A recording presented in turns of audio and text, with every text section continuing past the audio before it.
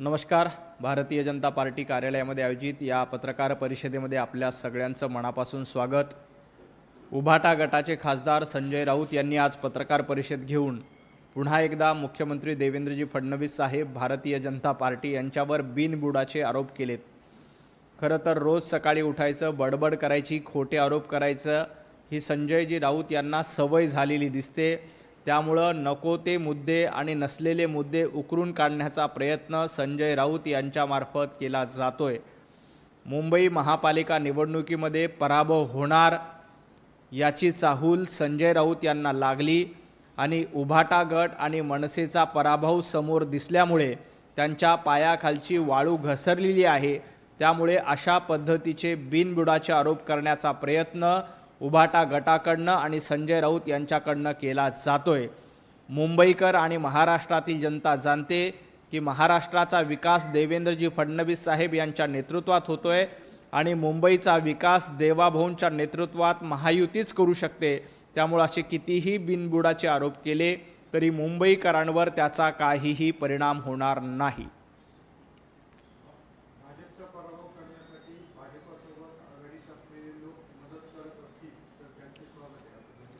संजय राऊतांचा दावा असा आहे की भारतीय जनता पार्टीचा पराभव युतीमधलीच काही लोक करतायत. तर माझं संजय राऊतांना एवढंच सांगणं आहे, जोपर्यंत महाराष्ट्रातील जनता देवेंद्रजींच्या पाठीशी आहे, जोपर्यंत महाराष्ट्रातील 14 कोटी लोक भारतीय जनता पार्टीच्या पाठीशी आहेत, तोपर्यंत भारतीय जनता पार्टीचा पराभव कुणीही करू शकत नाही.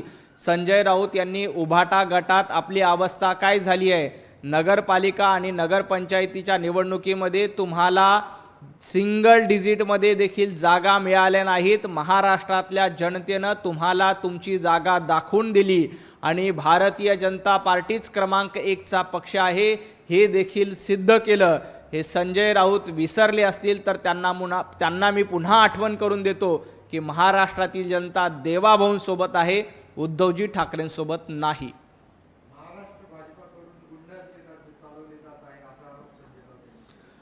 गुंडांची भाषा संजय राऊतांना शोभत नाही. ज्यांनी गुंडगिरी केली होती, ज्यांनी गुंडांना अभय दिलं होतं, जे रोज 100 कोटी रुपये वसुलीचं टार्गेट करत होते, वाझे काय लादेन आहे का अशा पद्धतीची भाषा करत होते, ते खऱ्या अर्थानं गुंडगिरी करतायत. महाराष्ट्रात गुंडगिरीला थारा नाही. हे देवाभाऊंचं सरकार आहे. जो कोणी गुंड असेल त्याच्यावर निश्चितपणे तातडीनं कारवाई केली जाईल. कुणालाही सोडलं जाणार नाही. संजय राऊत यांनी विनाकारण असे आरोप करू नयेत.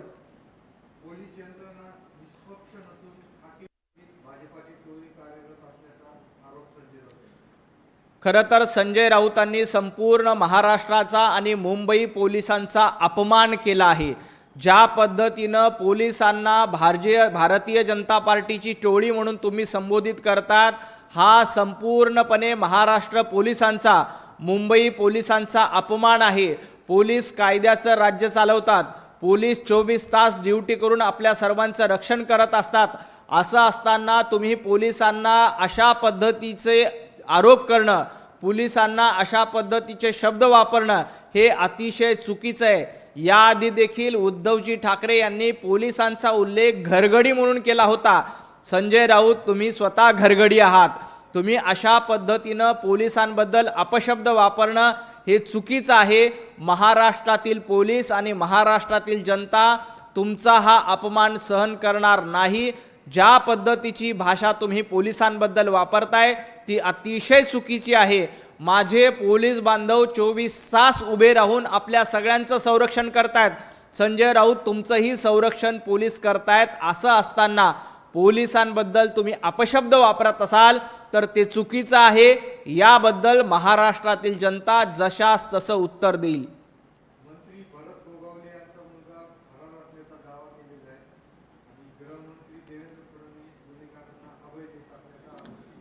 कुणाचाही मुलगा फरार असेल किंवा कुणावरही गुन्हा दाखल असेल तर त्याच्यावर निश्चितपणे कारवाई होईल.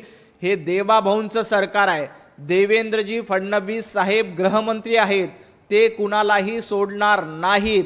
कायद्यानुसार जी काही कारवाई करायला हवी ती प्रत्येक प्रकरणात केली जाईल. विनाकारण संजय राऊत यांनी बिनबुडाचे आरोप करू नये एवढंच मला या निमित्ताने सांगायचं आहे।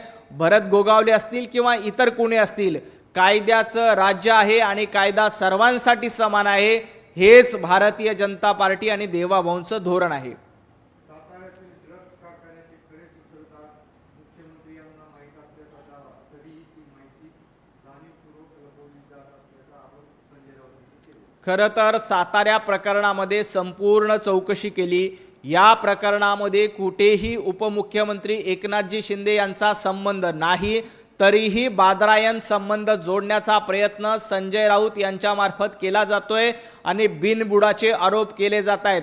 गृहमंत्री आणि मुख्यमंत्री देवेंद्रजींनी याआधीच स्पष्ट केले की या प्रकरणामध्ये एकनाथजी शिंदेंचा काहीही संबंध नाही, तरीही संजय राऊत यांच्याकडनं अशा पद्धतीचे बिनबुडाचे आरोप जाणीवपूर्वक केले जातात। त्यांना माहिती आहे की एखाद्याला बदनाम करण्यासाठी वारंवार खोटं बोला आणि रेटून बोला ही संजय राऊत यांची परंपरा आहे, संजय राऊतांचं धोरण आहे। सातारा प्रकरणामध्ये कुठेही तथ्य नाही, हे पूर्ण तपासातून सिद्ध झालेलं आहे, तरीही संजय राऊत जाणीवपूर्वक खोटे आरोप करतात।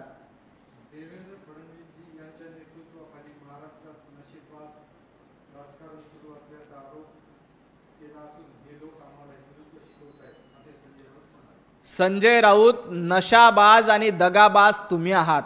महाराष्ट्राला नशेखोरी काय असते सकाळची पत्रकार परिषद ऐकल्यानंतर संपूर्ण महाराष्ट्राला कळतं की नशेखोरी काय असते आणि दगाबाजी काय असते हे उद्धवजी ठाकरे यांनी महाराष्ट्राला दाखवून दिलंय।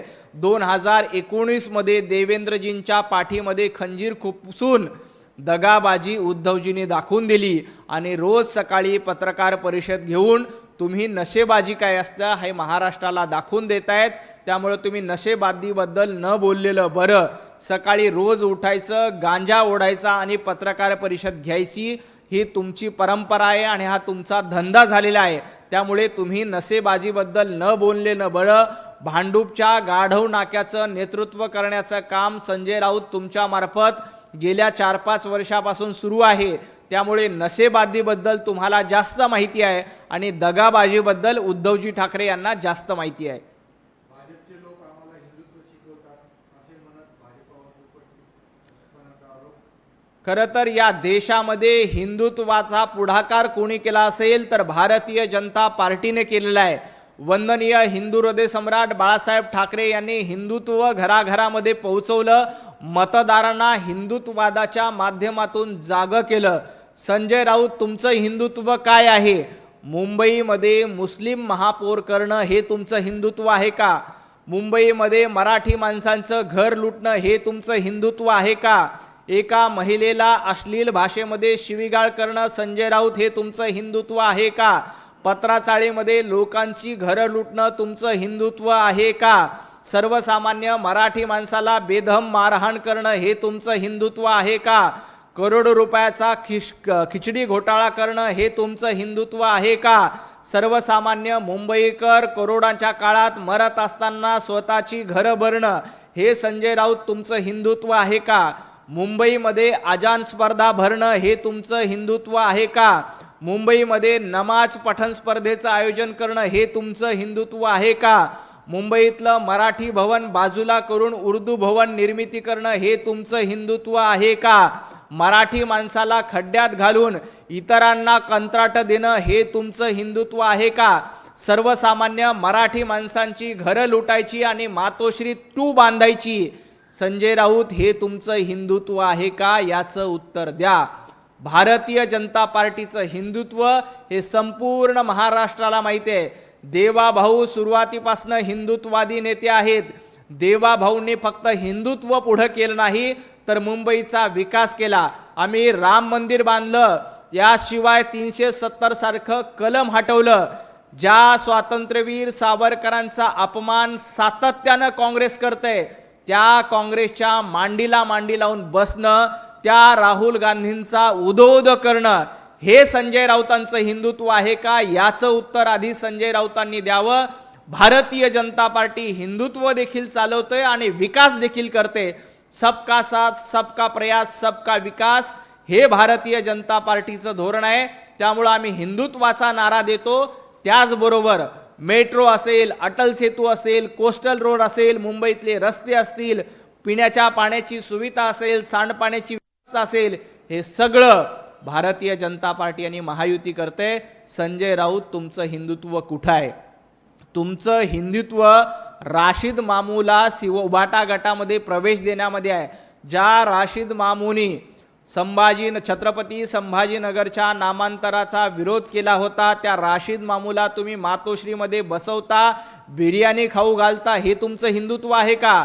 मुंबईच्या बॉम्बस्फोटामधला आरोपी, दोषी, ज्याला शिक्षा झाली होती, अशा माणसाला तुम्ही प्रचारामध्ये बोलवलं होतं. हे तुमचं हिंदुत्व आहे का? याचं उत्तर उभाटा गट आणि संजय राऊतांनी दिलं पाहिजे. एबीपी माझा, उघडा डोळे बघा नीट.